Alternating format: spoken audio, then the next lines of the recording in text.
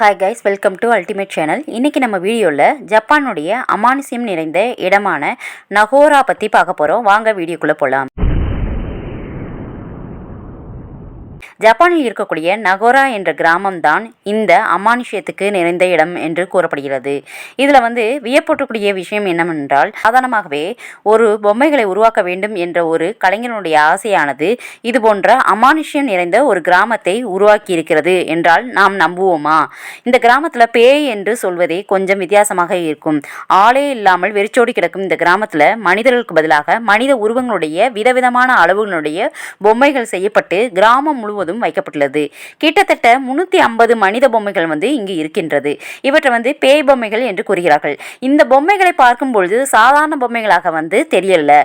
இங்கு ஏதோ ஒரு அமானுஷ்யம் நிறைந்திருக்கிறது என்று இதை பற்றி அறிந்தவர்கள் தெரிவிக்கின்றாங்க. இந்த பொம்மைகள் கொஞ்சம் கொஞ்சமாக மனிதர்களை இங்கிருந்து விலக்கிவிட்டன, அல்லது இந்த ஊரிலே வாழ வேண்டும் என்று இருந்தவர்களும் இறந்து விட்டார்கள் என்றும், இந்த ஊரில் இருந்தவர்களின் எண்ணிக்கையை விட 10 மடங்கு அதிக எண்ணிக்கையில் பொம்மைகள் இருக்கின்றன என்றும் தகவல்கள் உள்ளது.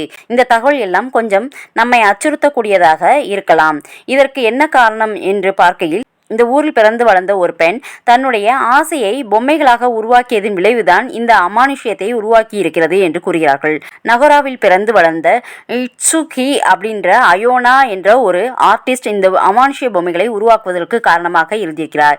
2000 தொடக்கத்தில் தன்னுடைய பிறந்த ஊரை பார்ப்பதற்காக அப்பாவுடன் சென்று சுகி அயோனாவுக்கு மிக சொற்பமான மனிதர்கள் கொண்ட ஒரு கிராமத்தை பார்த்திருக்கிறார். இந்த கிராமத்தை மனிதர்கள் கைவிட்டு விட்டார்கள் என்று அவருக்கு தோன்றி இருக்கிறதாம். அவர் பிறந்து வளர்ந்த ஊரானது இப்படி இருக்கக்கூடாது அப்படின்னு நினைச்சு இவர் மனதில் தோன்றி இருக்கின்றது.